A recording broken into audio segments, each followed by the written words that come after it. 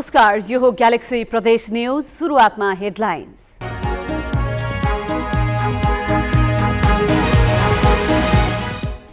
मध्य प्रदेश सरकारको 4 वर्ष पूरा, नाम र स्थायी राजधानी तोक्नु मुख्य उपलब्धि।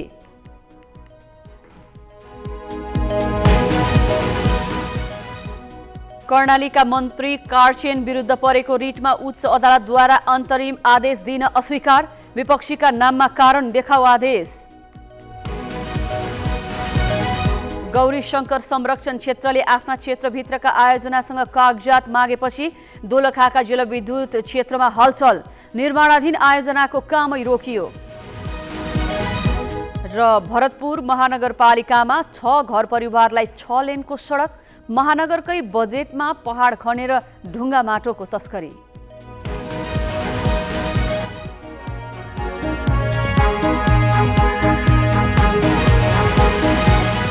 अब न्यूज विस्तारमा। मध्य प्रदेश सरकारले 4 वर्ष पूरा गरेको छ। चौथो वर्ष पूरा गरेको अवसरमा सरकारले आफ्ना उपलब्धि सार्वजनिक गरेको छ। मुख्यमन्त्री लालबाबु राउतले प्रदेश सरकारको 4 वर्षीय कार्यकाल सफल भएको दावी गरेका छन्।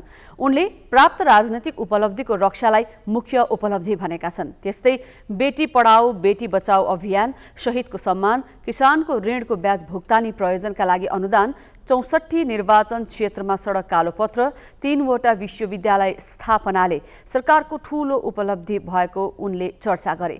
प्रदेशका जनताको सर्वोत्तम हित, समुन्नति र सुशासनको प्रत्याभूति गर्ने कार्यलाई मध्य प्रदेश सरकारले प्राथमिकतामा राखेर कार्य सम्पादन गरिरहेको मुख्यमन्त्री राउतले दावी गरेका छन्। विभिन्न भाषा संस्कृतिलाई युनिभर्सिटी चाहिँ अहिले बनाइसक्नु न त अहिले चाहिँ यो कुनै पनि हाम्रा यो प्रदेशभित्रका चाहिने जुसुकै हाम्रा दाजुभाइ दिदीबहिनीहरू जो चाहिँ पीडित रहेका छन् उहाँहरूको इमिडिएट सम्बोधन गर्ने, उहाँहरूको अलिकता भए पनि उहाँहरूलाई राहत दिने हामी चाहिँ आफ्नो स्तरबाट हामी चाहिँ प्रयास गरेका छौँ। प्रदेश सरकारले सबैभन्दा ठूलो आरोप खेपिरहेको प्रदेशको नाम र स्थायी राजधानी तोक्नुलाई भने राजनीतिक वृत्तमा उपलब्धिमूलक मानिएको छ। 4 वर्ष अघि 2074 फागुन 3 गते मध्य प्रदेश सरकार गठन भएको थियो। सुरुका दिनमा तीव्र गतिमा कानून निर्माण गरेको मध्य सरकारले पछि विवादका कारण काम गर्न सकेन। सरकारको पहिलो वर्ष सत्तापक्ष र प्रतिपक्षको वाकयुद्धमै बितेको थियो भने दोस्रो वर्ष उपभोक्ता समितिको भुक्तानी विवादले असर परेको थियो। तेस्रो वर्षमा उपभोक्ता समितिको भुक्तानीका लागि बजेटमै रकम छुट्याएर विवाद समाधान गरिएको थियो। चौथो वर्ष पुग्नै लाग्दा मध्य प्रदेश सरकारको सत्ताधारी दल नै विभाजित हुन पुग्यो। हाल मध्य प्रदेशमा मुख्यमन्त्री, मन्त्री र राज्य मन्त्री सहित 14 सदस्यीय मन्त्रीमण्डल छ। कर्णाली प्रदेशका उद्योग, पर्यटन, वन तथा वातावरण मन्त्री छिरिङ दमदुल लामा कार्चेन विरुद्धको रिटमा उच्च अदालत सुर्खेतले कारण देखाऊ आदेश जारी गरेको छ। फौजदारी कसुरमा सजाय भोगेका व्यक्तिलाई मन्त्री बनाइएको उल्लेख गर्दै वीरेन्द्रनगरकी विनिता बोगटीले सोमबार दायर गरेको रिटमा न्यायाधीश राजेन्द्र खरेलको इजलासले कारण देखाऊ आदेश जारी गरेको हो। मध्यपश्चिम विश्वविद्यालय अन्तर्गत कानून संकायकी विद्यार्थी बोगटीले दायर गरेको रिटमा नैतिक पतन देखिने फौजदारी कसुरमा सजाय पाएका व्यक्तिलाई मन्त्री पदमा नियुक्त गरिनु कानूनी राज्यको उपहास भएको उल्लेख छ। रिटमा फौजदारी कसुरका दोषीलाई राज्यको महत्त्वपूर्ण अङ्गमा नियुक्ति गर्न मिल्ने या नमिल्ने भन्ने कानूनी प्रश्नको निरूपण, शपथ ग्रहण, गठन लगायतका स्वेच्छाचारी काम कारबाहीको नेपालको संविधानको प्रस्तावना प्रतिकूल भएकाले उत्प्रेषणको आदेशले बदर गर्न माग गरिएको छ। रिटमा मन्त्री लामा साथै मुख्यमन्त्री तथा मन्त्री परिषदको कार्यालय र प्रदेश प्रमुखको कार्यालयलाई विपक्षी बनाइएको छ। मुख्यमन्त्री जीवनबहादुर शाहीले माघ 23 गते 5 मन्त्री नियुक्त गरेका थिए। मन्त्री परिषद समावेशी नभएको जिकिर गर्दै यसअघि पनि उच्च अदालतमा दायर भएको रिटमाथि सुनवाई गर्दै अदालतले कारण देखाऊ आदेश जारी गरिसकेको छ। गौरीशंकर संरक्षण क्षेत्र आयोजना जिक्यापले आफ्नो क्षेत्रभित्रका जलविद्युत आयोजनालाई कागजात पेश गर्न पत्राचार गरेको छ। पत्राचार गरिएका मध्ये केही जलविद्युत आयोजनाले विद्युत उत्पादन गरिरहेका छन् भने धेरैजसो निर्माणाधीन छन्। जिक्यापले काम समेत रोक्ने गरी पत्राचार गरेपछि दोलखाको जलविद्युत क्षेत्रमा हलचल मचिएको छ। संरक्षण क्षेत्रभित्र हालसम्म पहिचान भएका र निर्माण पूरा भएका 66वटा जलविद्युत आयोजना छन्। 1 मेगावाटका आयोजनादेखि 456 मेगावाटको माथिल्लो तामाकोशी समेत संरक्षण क्षेत्रमै पर्छन्। 32 आयोजनालाई संरक्षण क्षेत्रले पत्राचार गरेपछि कतिपय निर्माणाधीन आयोजनाको काम रोकिएको छ। संरक्षण क्षेत्रले भने जलविद्युत आयोजनाले वातावरणीय प्रभाव मूल्याङ्कन प्रतिवेदन अनुसार काम गरे नगरेको अध्ययन गर्न पत्राचार गरेको जनाएको छ। EIA रिपोर्ट अनुसारको काम भएको छ कि छैन, प्रोग्रेस के छ भन्ने हिसाबमा चाहिँ सबैलाई चिठी काटेको अवस्था हो। र अहिले करिब हामीले 30वटा जतिको चाहिँ डकुमेन्टेसन हेरेर र अहिले प्रक्रिया रूपमा चिठी काट्दाखेरि चाहिँ एउटा यसमा चाहिँ रोल वालिङ डाइभर्सनको चाहिँ भेट्यो, जुनमा चाहिँ अब EIA चाहिँ स्वीकृति नभएको र सम्झौता पनि केही नभएको हुनाले र हामीले तत्कालै काम रोक्नु भन्ने चाहिँ किसिमको चाहिँ चिठी चाहिँ काटेको अवस्था चाहिँ हो। र अरू त्यस्तै गरेर अरूलाई पनि हामीले नियमित रूपमा चाहिँ प्रोग्रेस के छ कस्तो छ भनेर चाहिँ सोधिरहेको चाहिँ अवस्था चाहिँ छ। गौरीशङ्कर संरक्षण क्षेत्र सगरमाथा राष्ट्रिय निकुञ्ज र लाङटाङ राष्ट्रिय निकुञ्जको बीचको भूभाग हो। यो रामेछाप, दोलखा र सिन्धुपाल्चोकको माथिल्लो क्षेत्रमा पर्छ। ती क्षेत्रमा बग्ने खोला र नदीमा वर्षौंदेखि अध्ययन भएका जलविद्युत आयोजना छन्। माथिल्लो तामाकोशीकै उपहार आयोजना रोलवालिङको वातावरणीय प्रभाव मूल्याङ्कन EIA भइसकेको छ, तर EIA नभएको जनाउँदै अहिले आयोजना रोकिएको छ।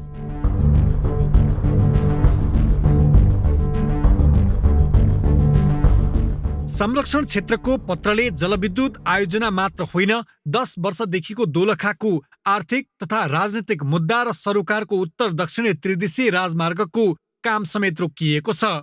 सुरुङ मार्ग र यो सडक बन्दा चीनसँगको नाका खुल्छ। लामा बगर भन्दा माथि 300 मेगावाट भन्दा बढी क्षमताका जलविद्युत आयोजना पनि विद्युत खरिद सम्झौता र निर्माण अनुमति पाएर यही सडककै पर्खाइमा छन्। संरक्षण क्षेत्रले सडक र पुलको काम समेत बन्द गराउन खोजेपछि स्थानीय समेत आक्रोशित छन्। हामीले जति पनि पहिला पुर्खौँदेखि बचाइराखेको रुख वन जङ्गल छ त्यसलाई पनि राम्रोसँग बचाएको छैन, हेरेको छैन क्या उनीहरूले, खास भन्ने नै हो भने। अहिले जे पनि छ उनीहरूले फुर्ती लाएर उनीहरूले मात्रै यहाँ ट्याक्स जति दिनुपर्छ उनीहरूले लान्छ। यहाँको लागि के गरिदिनु पर्ने गाउँले पब्लिकले बाटो घाटो अथवा वृक्षारोपण गर्नुपर्ने पब्लिकले गर्नुपर्छ, के गरिदिएको छ र। अनि त्यो अहिले भएको अलिअलि जङ्गलको लागि हामीले गरेको, हामीले संरक्षण गरेको भनेर घमण्ड मात्र देखाएर आफ्नो कर्तव्य पनि निभाउनु पर्यो नि। यसैबीच बिगु गाउँपालिकाको शनिबार भएको 9औं गाउँ सभाले संरक्षण क्षेत्रबाट अलग हुने निर्णय गरेको छ। गाउँपालिका भित्रै हिँडडुल गर्न र हरेक काम गर्न संरक्षण क्षेत्रको अनुमति लिनुपर्ने भएपछि हट्ने निर्णय भएको हो। गाउँपालिकाले संरक्षण क्षेत्रकै कारण ठूलो विकासका काम गर्न नपाएको र स्थानीय परम्परागत पेसा समेत बन्द गर्ने निर्णय भएको जनाएको छ। ग्यालेक्सी फोकेका लागि दोलखाबाट दिलबहादुर केसीको रिपोर्ट। भरतपुर महानगरपालिका 29मा विकासका लागि सडक खन्ने नाममा ढुङ्गा माटो तस्करी भएको पाइएको छ। कविलास गाउँ पुर्याउन खनिएको सडकबाट ठूलो परिमाणमा ढुङ्गा माटो निकासी भइरहेको छ। पहाड खन्नुको उद्देश्य सडक विस्तार गर्नुभन्दा पनि ढुङ्गा माटो निकाल्नु रहेको देखिएको छ। 29 नम्बर वडाको कविलास गाउँ पुर्याउन खनिएको यो सडक हेर्दा लाग्छ यहाँ सडक निर्माण होइन, ढुङ्गा माटोको उत्खनन भइरहेको छ। विकास गर्ने नाममा यसरी सिङ्गो पहाडमा जथाभावी डोजर चलाइएको छ। पहाड नै काटेर गिटी बालुवा उत्खनन गर्न नपाइने भएपछि गाउँमा बाटो लाने नाममा महानगरपालिकाबाट बजेट विनियोजन नै गरी पुरै पहाड खन्ने काम भएको देखिन्छ। अध्यक्ष पद सिद्धिने बेला भयो के अरे, अब चुनाव आउँदैछ कि होइन, सिद्धिने बेला भयो के अरे। अनि त्यसपछि त्यो सिद्धिनुभन्दा अगाडि सबै ठाउँको भ्याउँ भनेर एकदम हतार यहाँ त त्यो चेनवाला मिसिन त 3टा 4 झर्थ्यो। त्यो सानो मिसिन 2-3टा त हुन्थ्यो, तलै काम गरेर हुन्थ्यो। ठुलो मिसिन त 3टा 4 हुन्थ्यो। तल खन्ने छुट्टै, त्यहाँ खन्ने छुट्टै, यहाँ खन्ने छुट्टै हुन्थ्यो कि। कविलासका 6 घर परिवारका लागि 6 लेनको सडक पुर्याउन पहाड खनिएको हो। महानगरको 5 लाख लागतमा निर्माण थालिएको विकास निर्माणले व्यक्तिगत र सार्वजनिक जग्गा दोहन मात्र भएको छैन, प्राकृतिक सम्पत्तिको पनि दुरुपयोग भएको छ। महानगरपालिका 29 का वडा अध्यक्ष मनबहादुर मगर बाटो खन्दा निस्किएको माटो फाल्न भन्दा व्यवस्थापनका लागि लागेको बताउँछन्। बाटोको लागि चाहिँ 5 लाख रुपियाँ पोहोरको साल योजना परेको थियो। 5 लाखको योजनाबाट चाहिँ प्राविधिक इस्टिमेट अनुसार त्यहाँ चाहिँ त्यो बाटो खनिएको हो।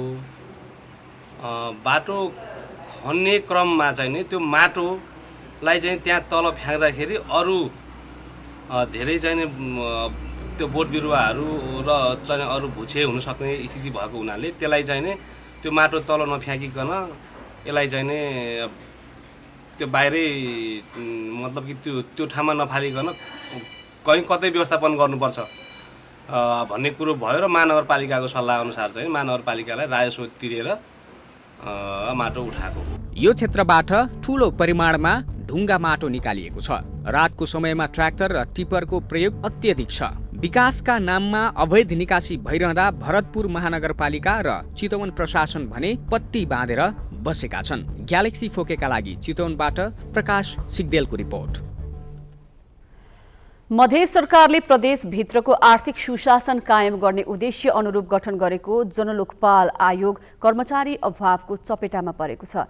कार्यालयमा अहिलेसम्म 2078 भदौ 22 गते शपथ ग्रहण गराइएका 3 जना पदाधिकारी मात्रै छन्। 6 महिनामा 1 दर्जन उजुरी परेको छ, तर उजुरी दर्ता गर्न समेत कर्मचारी छैनन्। आयोगमा 1 अध्यक्ष र 2 जना सदस्य छन्। उनीहरू 4 महिनादेखि तलब बिनै काम गरिरहेका छन्।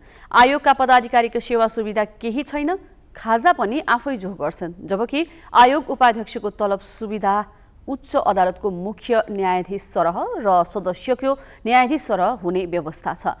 आवश्यक 7 शाखा र उपशाखाको खाका पनि प्रदेश सरकारलाई पठाइसकिएको आयोगले जनाएको छ।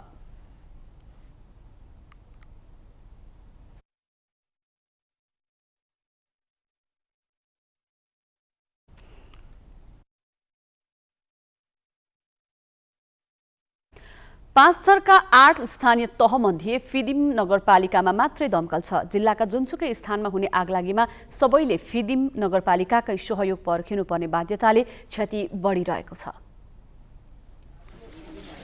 शनिबार राति कुम्मायक गाउँपालिकाको यासोक बजारमा झरेन्द्र खतिवडाको घरबाट आगलागी सुरु भयो। स्थानीय सहित सुरक्षाकर्मीको सहयोगमा एक घरका 5 पसल जलिसक्दा आगो निभ्यो। 80 लाख बराबरको क्षति विवरण सार्वजनिक भयो। गाउँपालिकासँग दमकल छैन। 30 किलोमिटरको दूरीमा रहेको फिदिमको दमकल पर्खनु पर्दा क्षति धेरै भएको हो। एक परिवारले केही सामग्रीहरू निकाल्नुभयो, 80% 90% सामग्री निकाल्न सक्सेस हुनुभयो। त्यो किनभने पुच्छरको तल परेको र माथिबाट आगो चाहिँ उठेको हुनाले माथि आगो बल्दै गरे पनि मुनिबाट निकाल्न चाहिँ सजिलो भएको कारणले गर्दा उहाँहरूले निकाल्नुभयो र बाँकी 3 परिवार म लगायत अरू 2 पसलको चाहिँ एउटा टुक्रा पनि केही पनि चाहिँ त्यहाँबाट निस्किएन। पुस 21 गते राति 10 बजे फालेलुङ गाउँपालिकाको बरभन्ज्याङ बजारमा लागेको आगो 1 बजे निभ्यो। 3 घरका 6 वटा पसल जलिसक्दा फिदिमबाट दमकल पुग्यो। आगो पूर्ण रूपमा निभ्न बिहानसम्म लागेको थियो। क्षति भए भन्दा कम विवरण सङ्कलन गरेर प्रहरीले सार्वजनिक गर्यो। बन्चुरो लगेर पनि त्यो पैसालाई चाहिँ झुम्टे, तर सकिन सर, त्यतिकै त्यो जलेरै गयो। अनि अरू त अब पार्टी कार्यालयको चाहिँ थियो, चेयरहरू थियो, दराज थियो, टेबलहरू थियो, त्यो सबै गयो। अनि पसल थियो मेरो, त्यो सबै गयो। सुन 5 तोला गयो। भेट्नु सकिएन सर, कता कता के भयो। धेरै क्षति भयो मेरो, लगभग करोडकै क्षति चाहिँ भएको हो सर। तर लेखाइमा चाहिँ यहाँ हामीले 60 लाख जति लेखिए सर। आइतबार राति हिलिहाङ गाउँपालिकाको भालुचोक बजारमा भएको आगलागीमा एक घर नष्ट हुँदा 3 लाख बराबरको क्षति भयो। जिल्लाभर जुनसुकै क्षेत्रमा आगलागी भए पनि फिदिम नगरपालिकाकै दमकल पर्खनुपर्ने बाध्यता छ। जिल्लाका प्रत्येक स्थानीय तहले स्थापना गरेका आपतकालीन राहत कोषमा लाखौं रकम छ। कुम्मायकमा मात्रै 63 लाख छ, तर अत्यावश्यक दमकल खरिदमा कसैको ध्यान जान सकेको छैन। दमकल खरिदका लागि छलफल बाहेक केही गर्न नसकेको स्वयं जनप्रतिनिधि स्वीकार गर्छन्। प्रत्येक वर्ष आगलागीको जोखिममा रहिरहेको अवस्था छ। त्यसले गर्दाखेरि यो यासोक बजार फिदिम पछाडिको अत्यन्तै पुरानो नगर उन्मुख बजारको रूपमा लिने गरिन्छ। जुन ठाउँलाई व्यवस्थापन गर्नको लागि, जोगाउनको लागि, यो आगलागीबाट जोगाउनको लागि गाउँपालिकाले पटक छलफलहरू अन्तर्क्रियाहरू गरिरहेको परिस्थिति चाहिँ हो। तर गाउँपालिकाले बारुण यन्त्रको विषयमा छलफल अन्तर्क्रियाभन्दा अरू केही कार्यक्रमहरू गर्न सकिरहेको परिस्थिति छैन। त्यसले गर्दाखेरि अब आगामी आर्थिक वर्षहरूमा चाहिँ बारुण यन्त्रको अत्यन्तै आवश्यक देखिएको हुँदाखेरि यो व्यवस्थापन गरेर जानुको अरू विकल्प छैन। समस्या कुम्मायक, फालेलुङ र हिलिहाङको मात्रै होइन। फिदिम नगरपालिका बाहेक 7वटै स्थानीय तहले दमकल खरिद गर्नेतर्फ ध्यान दिएका छैनन्। विपदका लागि भन्दै हरेक वर्ष बजेट विनियोजन हुन्छ, तर प्रभावकारी कार्य सम्पादन भने हुन सकिरहेको छैन। 5 थरमा बितेका 3 वर्षमा 65वटा आगलागीका घटना हुँदा 5 करोड भन्दा बढी क्षति भयो। सबैजसो घटनामा सदरमुकामबाटै दमकल पुगेर आगो निभाएको छ। दमकल नभएका सबैजसो स्थानीय तहमा स्काभेटर भने छन्। स्थानीय तहले अझै पनि प्राथमिकता छुट्याउन नसक्ने हो भने नागरिकले थप क्षति बिहोर्नुपर्ने निश्चित छ। ग्यालेक्सी फोकेका लागि 5 थरबाट सरोज शर्माको रिपोर्ट। उदयपुरको कटारी नगरपालिका 2 मा वन कार्यालयकै संलग्नतामा कमला नमुना सामुदायिक वन उपभोक्ता समूहमा हरिया रुख कटान गरिएको छ। निर्माणाधीन सोलु करिडोर डबल सर्किट प्रसारण लाइनको नाममा वन क्षेत्रका हरिया रुख बिना अनुमति कटान गरिएको हो। सोलु करिडोर 132 केबी प्रसारण लाइन विस्तार गर्दा घना वन क्षेत्र रहेको उदयपुरमै क्षति पुगेको छ। उदयपुरका 15वटा सामुदायिक वन क्षेत्रबाट 7800 बिरुवा तथा सालका रुख काटिसकिएको छ। तर अहिले फेरि करिडोरकै नाममा अवैध रूपमा हरिया सालका रुख काटिएपछि स्थानीयले विरोध जनाएका छन्। हाम्रो यस कमला नमुना सामुदायिक वनमा चाहिँ फडानी भएको छ भनेर जानकारी आएपछि समिति आएर बुझ्दाखेरि ठेकेदार र डेफु मिलेर वन फडानी गरेका रहेछन्। पछि बुझ्दै जाँदा सबैतिर बुझ्दा जाँदा डेफुले आदेश दिएर हामीले फडानी गरेको हो भन्यो। पछि हामीले सबैतिर जानकारी गराएपछि डेफु साहब चाहिँ भाग्नुभयो, ठेकेदार पनि भागिरहेछ। सोलु करिडोरको नाममा कटान गर्नुपर्ने रुख यसअघि नै काटिसकिएको थियो, तर अहिले पनि सोही आयोजनाको नाममा कटान गर्नु अवैधानिक भएको कमलामाई सामुदायिक वन उपभोक्ता समितिका उपाध्यक्ष चन्द्रबहादुर कार्की बताउँछन्।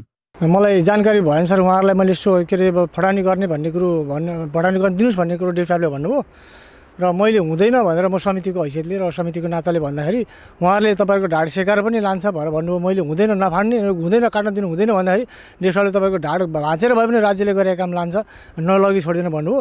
ठिक छ, ल हाँगा कटान मात्रै गर्ने भने तपाईँहरू भन्नुहोस्, म चाहिँ केही भन्दिनँ भनेर भनेपछि म यहाँ आउने क्रममा सायद आराको चाहिँ आवाज सुनेर आउँदा यहाँ चाहिँ धमाधम काठ काट्ने कुरो भइरहेको छ। डिभिजन वन कार्यालय त्रिवेणी कटारीकी कर्मचारीको संलग्नतामा मूल्यवान हरिया रुख काटिएका छन्। उपभोक्ताले दाउरा ल्याउँदा पनि वन फडानी हुन्छ भनेर कारबाही गर्ने वन कर्मचारी अहिले हरिया रुख कटान गर्दा पनि मौन बसेको आरोप स्थानीयको छ। अब हामी स्थानीय एउटा यो वन समितिको सदस्य अथवा यहाँको उपभोक्ता भएको नाताले एक भारी घाँस, एक भारी दाउरा अथवा कुनै बल्ला बल्ली चाहिएर ल्याउनु पर्दा पनि समितिले कारबाही गरेर सबै उपभोक्तालाई जानकारी गराउने। तर यो रुख काट्ने विषयमा चाहिँ न समितिसँग कोअर्डिनेसन छ, न कसैलाई जानकारी छ। ठाडो प्रहरी प्रशासन ल्याएर सुरक्षासहित यसरी रुख कटान गरिराख्नु भएको छ। डेफु साहबलाई जानकारी गराउँदा उहाँ कहाँ पुग्नु भयो अहिलेसम्म अत्तो छैन। यो के गर्नुभएको उहाँले?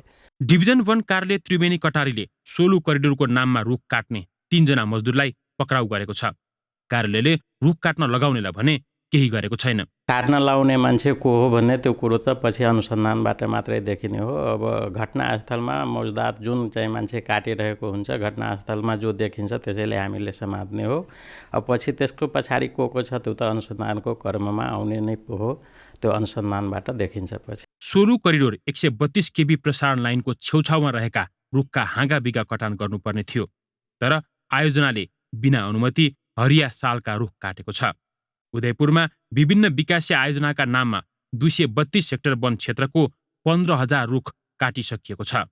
ग्यालेक्सी फोकेका लागि उदयपुरबाट अभिमन्यु लामिछानेको रिपोर्ट। नेपाल विद्युत प्राधिकरण भैरहवा वितरण केन्द्रले 82 करोड रुपैयाँ विद्युत महसुल उठाउन बाँकी रहेको पाइएको छ।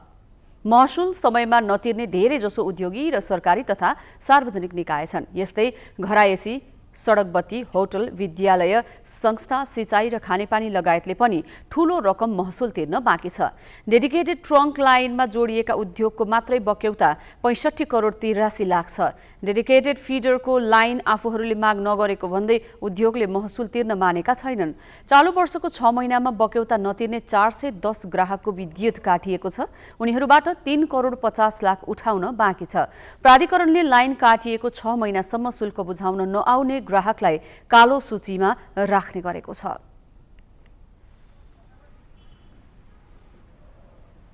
हामीले लाइन काटेको हजुरको 6 महिनाभित्रमा ग्राहकले पैसा तिरेन भने त्यस्तो ग्राहकहरूको 3 पुस्ते यकिन गरेर हामीले ब्ल्याक लिस्टेडमा लान्छौँ र ब्ल्याक लिस्टेडमा परिसकेपछि त्यस्तो ग्राहकहरूलाई चाहिँ अन्य ठाउँमा चाहिँ बहिष्कार गरिन्छ। त्यस्तो ग्राहकहरूलाई हामी अर्को मिटर चाहिँ दिँदैनौँ जबसम्म उहाँले चाहिँ ब्ल्याक लिस्टेडको पैसा बुझाउनुहुन्न। प्राधिकरणले बक्यौता शुल्क असुल गर्दा 5% देखि 25% जरिवाना लिने गरेको छ। भैरहवा वितरण केन्द्र अन्तर्गत भैरहवा र लुम्बिनी क्षेत्र पर्छन्। चालु वर्षमा मात्रै 1912 ग्राहक थपिएसँगै ग्राहक संख्या बढेर 79,446 पुगेको छ। गोरखाको पालुङटार नगरपालिकाका करिब 15,000 जनतालाई स्वच्छ पानी खुवाउन अघि बढाइएको बृहत खानेपानी आयोजना निर्माणले तीव्रता पाएको छ। पालुङटार नगरपालिकाको समन्वयमा संघीय खानेपानी तथा ढल व्यवस्थापन आयोजना लमजुङले नगर क्षेत्रका 6 वटा वडाका जनतालाई खानेपानी पुर्याउन 41 करोड 16 लाख रुपियाँ लगानीमा आयोजना अघि बढाएको हो। बृहत आयोजनाका लागि 3 वटा लिफ्टिङ खानेपानी आयोजना निर्माण गरिनेछ। विभिन्न स्थानमा गरेर करिब 50 वटा ट्याङ्की निर्माण हुने आयोजनाको अहिलेसम्म 50% काम सकिएको छ। आयोजनामा 90% संघीय सरकारको लगानी छ। त्यस्तै 58,58,000 रुपियाँ पालुङटार नगरपालिकाले लगानी गर्नेछ भने आयोजनामा 9% उपभोक्ताको श्रमदान रहनेछ। 1 देखि 6 नम्बरका सबै वडाका चाहिँ वासीहरूलाई चाहिँ घरमा खानेपानी पुर्याउने भन्ने हिसाबले डिजाइन गरिएको प्रोजेक्ट हो। यो चाहिँ करिब 50% को हाराहारीमा सिद्धिएको छ। यसले करिब पालुङटार नगरपालिकाको आयोजनाबाट पालुङटार नगरपालिकाको खोप्लाङ, आपिपल, पालुङटार, गाईखुर र मिरकोटका गरी 2,250 घरधुरी लाभान्वित हुनेछन्। आयोजना सगुन मृत सञ्जीवनी कर्ण सगुन जेभी कन्स्ट्रक्सनले बनाइरहेको छ।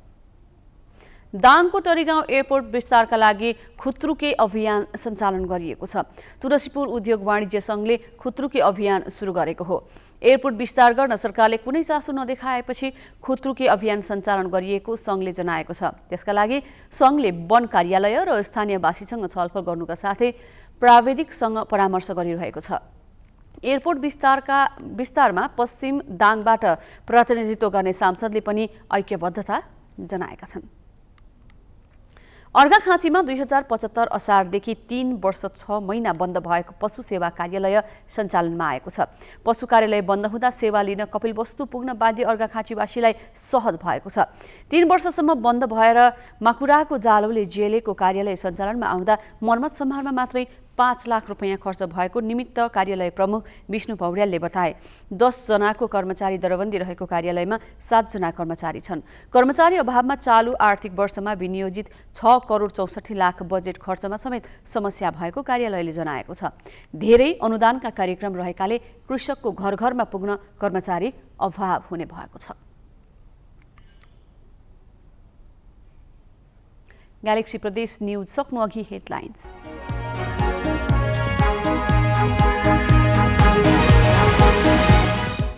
मध्य प्रदेश सरकारको 4 वर्ष पूरा, नाम र स्थायी राजधानी तोक्नु मुख्य उपलब्धि।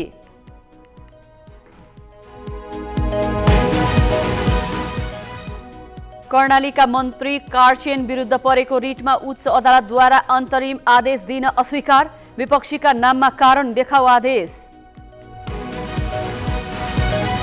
गौरीशंकर संरक्षण क्षेत्रले आफ्ना क्षेत्रभित्रका आयोजनासँग कागजात मागेपछि दोलखाका जलविद्युत क्षेत्रमा हलचल, निर्माणाधीन आयोजनाको कामै रोकियो। र भरतपुर महानगरपालिकामा 6 घर परिवारलाई 6 लेनको सडक, महानगरकै बजेटमा पहाड खनेर ढुङ्गा माटोको तस्करी।